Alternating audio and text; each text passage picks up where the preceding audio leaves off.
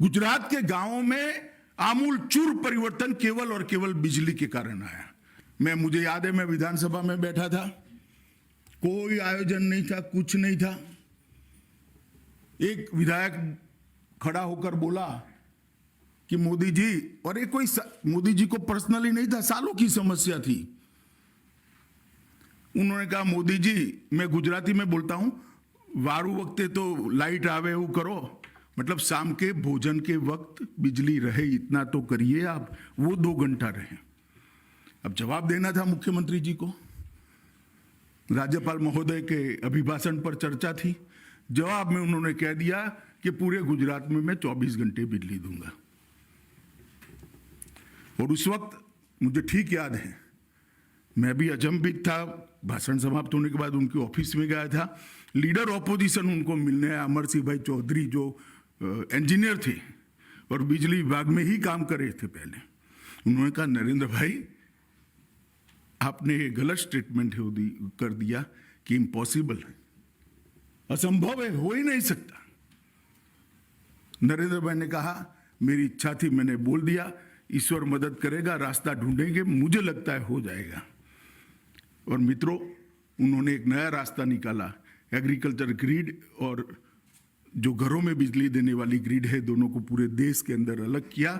और आज पूरे देश भर में सबसे पहले 24 घंटा बिजली मिलने का काम हमारे गुजरात के अंदर शुरू हुआ। एक भी गांव ऐसा नहीं जहां 24 घंटा बिजली नहीं हुई। और बिजली जाते ही ढेर सारी समस्याओं का समाधान हो गया। गांव के अंदर स्वास्थ्य सेवाएं सुधरी, उनका जीवन स्तर ऊपर आया। गांव के अंदर से पलायन जो शहर की ओर होता था, वो पलायन अटक गया। गांव के अंदर छोटे छोटे बिजनेस शुरू हो गए। पहले ट्रैक्टर रिपेयर करने वाले का कारखाना कहो या छोटा सा वर्कशॉप कहो, वो तहसील सेंटर पर ही होता था। अब गांव के अंदर होने लगा। आइसक्रीम की दुकानें ही नहीं लगती थी, बिजली जाते ही आइसक्रीम पिघल जाता था। आइसक्रीम की दुकानें लगने लगी, लोगों को वहां पर भी ऐसे ढेर सारे, आप कल्पना ही नहीं कर सकते।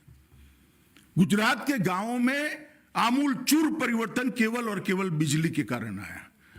मगर ये किसी की सोच नहीं थी, ना किसी का विचार था।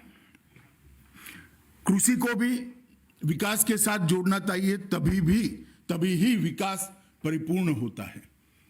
भारत देश में कोई भी अर्थशास्त्री अगर ये सोचता है कि हम कृषि को साइड पर रखकर विकास कर पाएंगे, तो ये संभव नहीं है, क्योंकि सबसे बड़ी रोजगारी का जरिया ही आज भी कृषि है। देश की 70% आबादी कृषि पर निर्भर है। नरेंद्र भाई ने कृषि की समस्याओं को एड्रेस करने के लिए कृषि महोत्सव शुरू किया। किसान बीज लेने के लिए सरकार के वहां जाता था, सरकार बीज देने के लिए उसके यहां पहुंच गई। किसान कोई भी योजना के लिए तहसील और जिले में धक्के खाता था, सरकार उसके यहां पर। गुजरात के 19,000 गांवों के अंदर पूरी सरकार पहुंचकर उसको जो सरकार को देना था किसान को, वो एक ही समय अखात्रीज के दिन देना, इस प्रकार की व्यवस्था करी। वो यात्रा अखात्रीज से लेकर 11 दिन चलती थी। हमारे यहां गुजरात में कृषि की शुरुआत अक्षय तृतीया के दिन करते हैं और उसी दिन से किसान अपनी तैयारी करता है। तो कृषि महोत्सव किए, लगभग 10 साल तक चले। और मैं आपको कहता हूं, किसी भी राज्य ने उस जमाने में, 2000 की बात करता हूं, कंटिन्यूअसली सातत्यपूर्ण तरीके से 10 साल तक 10% एग्रीकल्चर ग्रोथ रेट अचीव नहीं करा था। गुजरात ने 10 साल तक 10% एवरेज एग्रीकल्चर ग्रोथ रेट। जैसे मैंने कहा, सर्वस्पर्शी और सर्वसमावेशक होना चाहिए। गुजरात में 2 क्षेत्र ऐसे थे। एक वन क्षेत्र था, जहां हमारे आदिवासी भाई रहते थे, पहाड़ पर रहते थे, वनों में रहते थे। और दूसरा सागर किनारा गुजरात का बहुत बड़ा है और बॉर्डर का एरिया बहुत बड़ा है। तो 2 क्षेत्र के अंदर विकास नहीं पहुंचा था। ये 2 क्षेत्र के अंदर विकास को पहुंचाना बहुत जरूरी था, वरना हम कह ही नहीं सकते कि हमने सर्वस्पर्शीय सर्वसमावेशक विकास के मॉडल को स्वीकार किया है।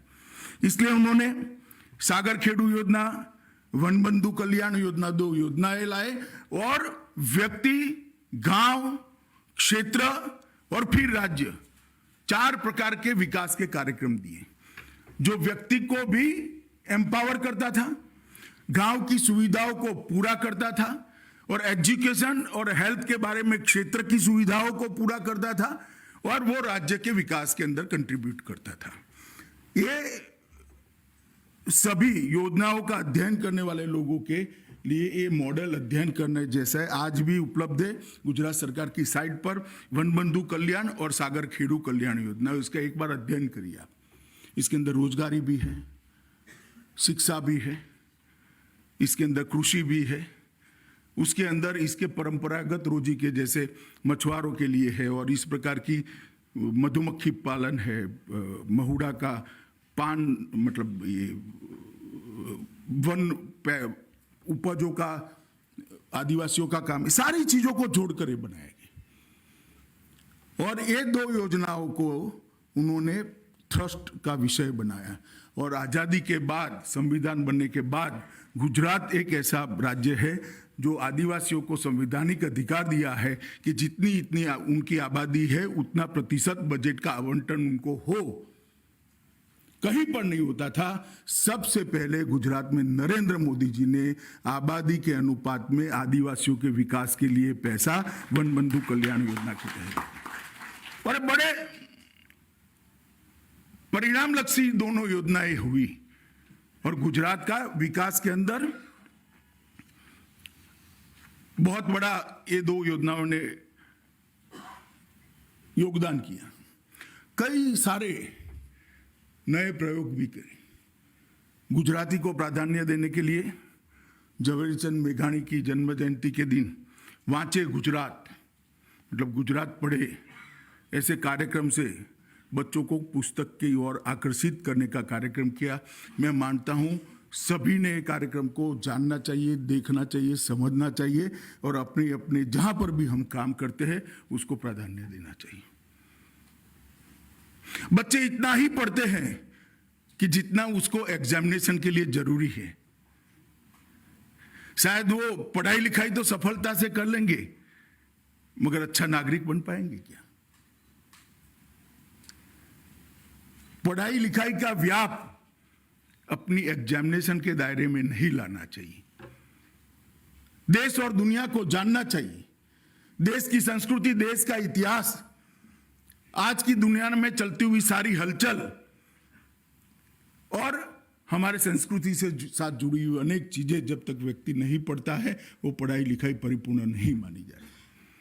उन्होंने वांचे गुजरात कार्यक्रम किया, चिल्ड्रन यूनिवर्सिटी का एक्सपेरिमेंट किया, ढेर सारे एक्सपेरिमेंट है जो कि ये इस प्रकार के नए प्रयोगों के कारण भी एक प्रकार का प्रकाश का आलय बनता गया और गुजरात के अंदर विकास की नई शुरुआत देखने को मिली।